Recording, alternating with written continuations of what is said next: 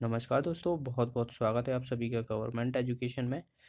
तो दोस्तों, ये हमारा सेकंड पार्ट है जिसमें हम मध्य प्रदेश पुलिस कांस्टेबल के लिए सामान्य ज्ञान के प्रश्न देखने वाले हैं। और इसमें जो है वो आपको Madhya Pradesh current affairs, static G के और बात की जाए तो साइंस के और सभी जो इंडियन ज्योग्राफी है तो उससे संबंधित आपको प्रश्न मिलेंगे और सेक्शन वाइज मिलेंगे जिस तरीके के पैटर्न रहता है कांस्टेबल में। तो चलिए स्टार्ट करते हैं। देखिए फर्स्ट क्वेश्चन की तरफ बढ़ते हैं। पहला क्वेश्चन है कि रेशम बुनकर की श्रेणियों की जानकारी किस अभिलेख से प्राप्त होती है। ऑप्शन है एरन अभिलेख, दसपुर अभिलेख, ग्वालियर अभिलेख, इनमें से कोई नहीं। आप हर एक प्रश्न का जो है वो कमेंट बॉक्स में आंसर दीजिएगा। ओके, तो इसका आंसर क्या हो जाएगा? रेशम बुनकर के जो अभिलेख हैं ये दरअसल जो है ये दसपुर अभिलेख में देखे गए हैं। रेशम बुनकर की श्रेणियों की जानकारी जो है वो दसपुर ना मिलके आपको मंदसौर में मिल सकता है। ओके, तो आपको पता हो मंदसौर जो अभी है उसका नाम पहले क्या था? दसपुर था। तो दसपुर ना होके मंदसौर अभिलेख भी आपको लिखा मिल सकता है, तो दोनों ही आपको याद रखना है। एरड़ अभिलेख जो है ये कहाँ से संबंधित है? ये सागर से संबंधित है और इसमें जो है वो सबसे पहले सती प्रथा के जो है वो अभिलेख प्राप्त हुए हैं, सती प्रथा। ठीक है, अगला क्वेश्चन। निम्न में से किसे राष्ट्रीय शिक्षक पुरस्कार 2020 से सम्मानित किया? ऑप्शन है संजय कुमार जैन, मोहम्मद शाहिद अंसारी, ए और बी दोनों, इनमें से कोई नहीं। तो इसका आंसर क्या हो जाएगा? ए और बी दोनों। तो इनको जो है वो संजय कुमार जैन और मोहम्मद शाहिद अंसारी को जो है वो राष्ट्रीय शिक्षक पुरस्कार 2020 से सम्मानित किया गया है। अगले क्वेश्चन की तरफ बढ़ते हैं। नेक्स्ट है यहाँ पर, मध्य प्रदेश धार्मिक स्वतंत्रता बिल 2020 के निम्न प्रावधानों में से कौन सा सही है? ऑप्शन ए, किसी भी व्यक्ति का जबरन धर्म परिवर्तन करने पर 5 साल की जेल और 25,000 का न्यूनतम जुर्माना लगेगा। ऑप्शन बी, बड़े पैमाने पर जबरन जबरन धर्म परिवर्तन करने पर 5 से 10 साल की सजा और 1 लाख रुपए तक का जुर्माना लगेगा।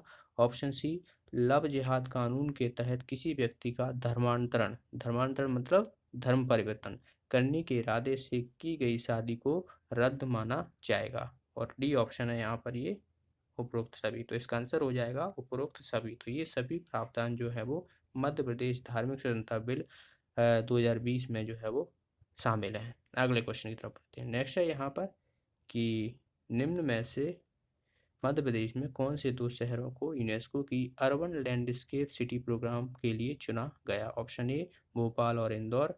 ऑप्शन बी, ग्वालियर और इंदौर। ऑप्शन सी, ग्वालियर और ओरछा। ऑप्शन डी, ग्वालियर और भोपाल। तो इसका आंसर हो जाएगा सी ऑप्शन, ग्वालियर और ओरछा जो है वो यूनेस्को की अर्बन लैंडस्केप सिटी प्रोग्राम के तहत चुना गया है। ओरछा दरअसल जो है अब ये टीकमगढ़ जिले में नहीं पड़ता है, अब ये पड़ता है निवाड़ी जिले में। ओके, तो ये याद रखना है जो कि मध्य प्रदेश का 52वां जिला है। अगला क्वेश्चन, आदि महोत्सव 2020 का प्रमुख फोकस राज्य कौन सा था? आदि महोत्सव 2020 का, देखिए आदि महोत्सव की बात की गई है, इसका आंसर हो जाएगा मध्य प्रदेश। मध्य प्रदेश जो है वो फोकस राज्य था।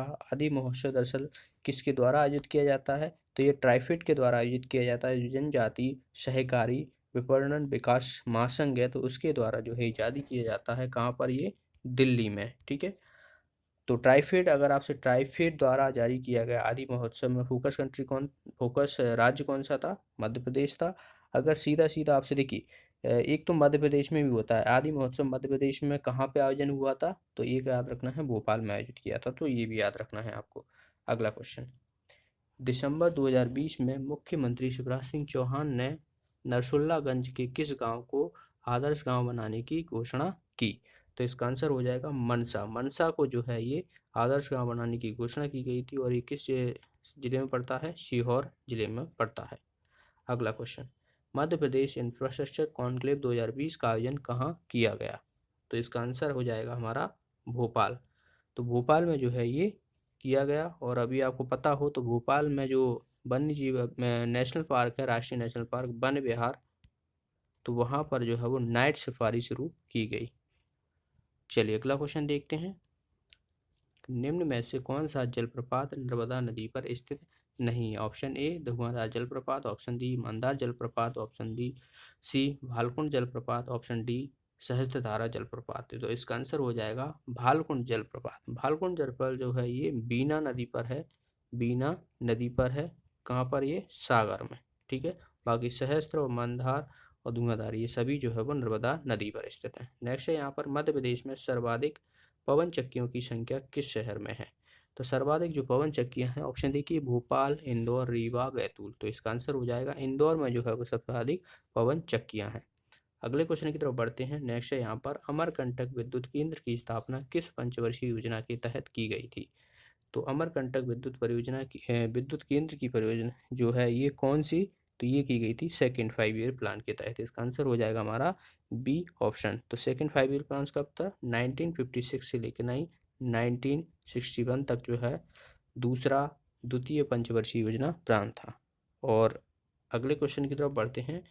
निम्न में से कौन सी गोंड जनजाति की उपजनजाति है? ऑप्शन है भिलाला, अगरिया, बवारी, पटलिया। तो इसका आंसर हो जाएगा अगरिया। अगरिया जो है ये गोंड जनजाति की उपजनजाति है, और गोंड जनजाति जो है ये भारत की सबसे बड़ी जनजाति है। मध्य प्रदेश की कौन सी है? मध्य प्रदेश की सबसे बड़ी जनजाति जो है वो भील है।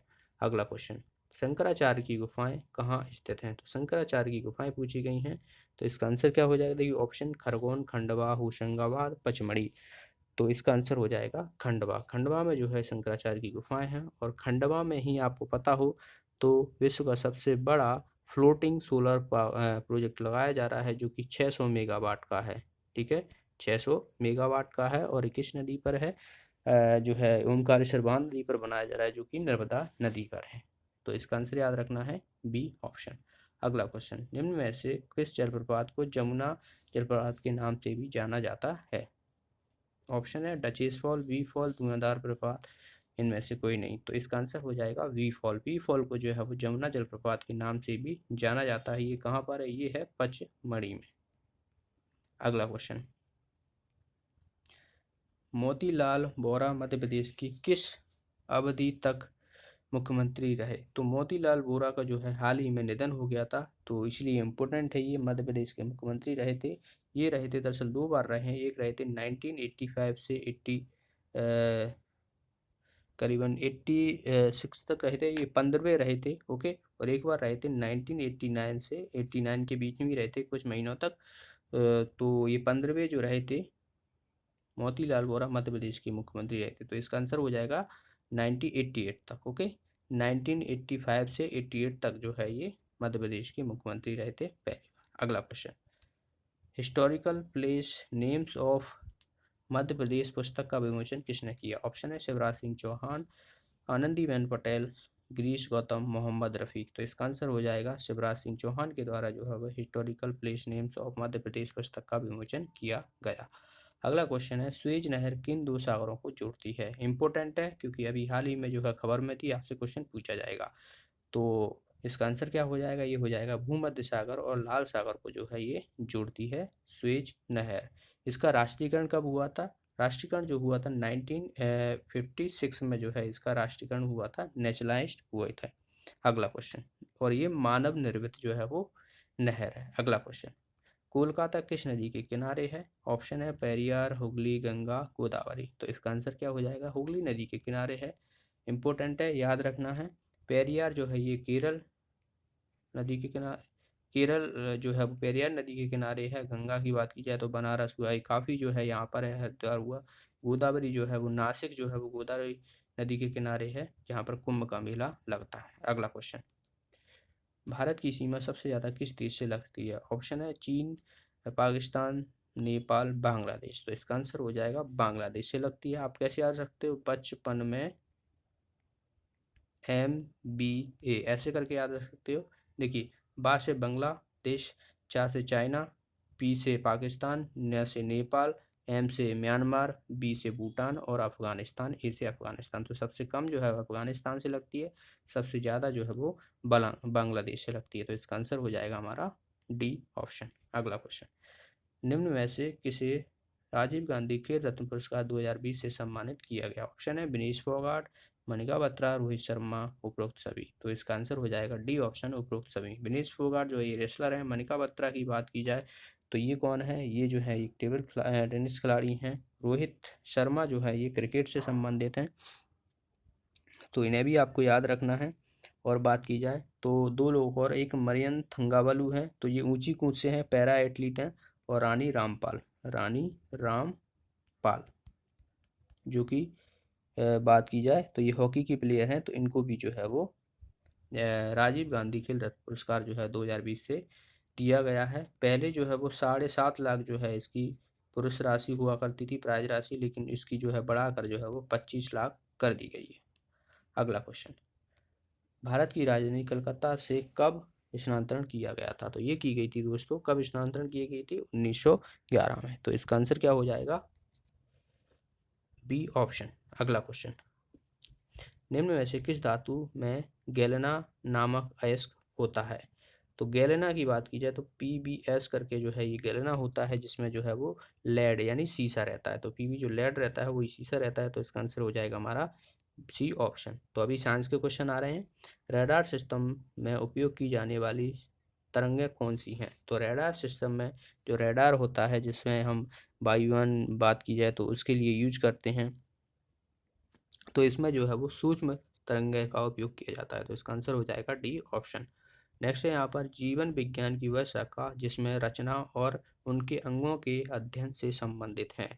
तो ये एटोनॉमी कहा जाता है, यानी शरीर रचना विज्ञान को अध्ययन कहा जाता है। तो शरीर की जितनी भी अंग होते हैं क्या ये शरीर रचना विज्ञान के अंतर्गत आती है। अगला क्वेश्चन,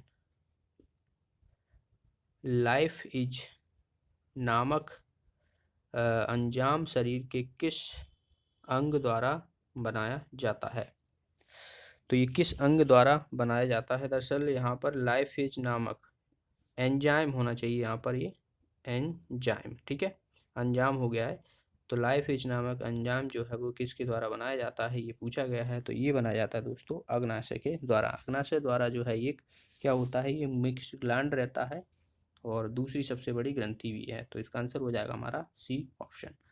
अगला क्वेश्चन, निम्न में से कौन सी ग्रंथि द्वारा आंख में आंसू आते हैं? तो ये आंख में आंसू जो आते हैं वो लैक्रिमल ग्लैंड के द्वारा आते हैं, यानी डी ऑप्शन इसका आंसर हो जाएगा। हाइपोथैलेमस ये टेम्परेचर को जो है वो नियंत्रण करता है। पीयूष ग्रंथि जिसे मास्टर ग्रंथि भी कहा जाता है, ठीक है। थायराइड जो रहती है वो हमारे गले में प्रेजेंट रहती है, जिसमें आयोडीन की कमी होने से वो क्या होते हैं, हमारे गला जो है वो फूल जाता है। अगला क्वेश्चन, तापमान का ऐसा ही मात्रक कौन सा है? तो बहुत ही आसान है, इसका आंसर हो जाएगा केल्विन। केल्विन जो रहता है वो तापमान का ऐसा ही मात्रक होता है। अगला क्वेश्चन है यहाँ पर, निम्न में से कौन सा हार्मोन तनाव से मुकाबला करने में सहयोग होता है? तो तनाव, जब भी आपको तनाव और डिप्रेशन होता है तो उस समय जो हार्मोन होता है वो कौन सा आपके साथ मुकाबला करता ही होता है, सेरोटोनिन। सेरोटोनिन, ठीक है। तो जब भी तनाव होता है इंसान को तो उसका मुकाबला करने में सहयोग करता है सेरोटोनिन। अगला क्वेश्चन, निम्न में से कौन सी एक जल जनित बीमारी है? जल जनित यानी जल से नहीं है, दरअसल नहीं है, ठीक है। तो टाइफाइड, हैजा, हेपेटाइटिस, कंठमाला। तो इसका आंसर हो जाएगा कंठमाला। दरअसल जो है ये एक जल जनित बीमारी नहीं है। बाकी टाइफाइड हुआ हैजा हुआ, हेपेटाइटिस हुआ, ये सभी जो है वो जल के द्वारा फैली जाती हैं। तो कंठमाला दरअसल जो गले के जो ग्रंथियां होती हैं वो बढ़ जाती हैं, तो वो माले की तरह जो है वो गले में हो जाती है, तो इसीलिए इसका नाम जो है वो कंठमाला रोग पड़ गया। अगला क्वेश्चन, निम्न में से कौन सी विटामिन जल में घुलनशील है? तो जल में घुलनशील की बात की गई है, तो जल में घुलनशील होती है बी और सी, ठीक है। और बसा में कौन सी होती है? ए, ई, डी, के। तो ये सभी को याद रखना है। तो इसमें जल में घुलनशील पूछा गया है, तो बी और सी। अगला क्वेश्चन, निम्न में से कौन सी उच्चतम आप वाली विद्युत चुंबकीय तरंग है? तो यहाँ पर थोड़ा ये मिसप्रिंट हो गया है। तो निम्न में से कौन सी उच्चतम जो है वो विद्युत चुंबकीय तरंगें हैं? तो ये जब एक्सरे होता है सबसे ज़्यादा जो बात की जाए पहुँचती हैं, तीव्रता जो रहती है वो किसकी रहती है? गामा किरण की। तो इसका आंसर हो जाएगा हमारा बी ऑप्शन। तो ये थे 30 क्वेश्चन। आपके कितने सही लिखने के कमेंट बॉक्स में बताना है, और मिलते हैं अगले वीडियो में। देखिए एग्ज़ाम जो है वो पोस्टपोन हो गया है, तो जून से पहले एग्ज़ाम नहीं होना है। तो अभी मान के चलो आपके पास 2 से ढाई महीने मान के चलो कि 2.5 महीने जो है ये आपके पास हैं। और जैसे ही उससे पहले भी देखिए पुलिस कांस्टेबल का ऐसा है कि उससे पहले भी एग्ज़ाम हो सकता है, उसकी डेट डिफाइन नहीं की गई है। क्योंकि आपको पता हो तो जब जेल पहरी का एग्ज़ाम हुआ था तो उसको जो है वो टाल दिया गया था, पोस्टपोन कर दिया गया था, लेकिन डेट नहीं जारी की गई थी। लेकिन 1 हफ्ते बाद ही जो है वो उसकी डेट जारी कर दी गई थी। तो अभी ये मान के चलो कि आपका एग्ज़ाम जो है वो जून तक जो है वो होगा, ठीक है। तो जून में जो है एग्ज़ाम होगा एमपी कांस्टेबल का, तो उससे पहले आपको अच्छे से जो भी सब्जेक्ट है वो आपको अच्छे से फिर से रिवाइज करना है एक बार, और टेस्ट सीरीज ज़रूर देना है। टेस्ट सीरीज हमेशा देते रहना है, क्योंकि अगर आपने टेस्ट सीरीज छोड़ दी तो आपके लिए क्वेश्चन जो है वो आसान से क्वेश्चन भी डिफ़िकल्ट बन जाएंगे। तो टेस्ट सीरीज बहुत ज़रूरी है। तो मिलते हैं अगले वीडियो में। धन्यवाद।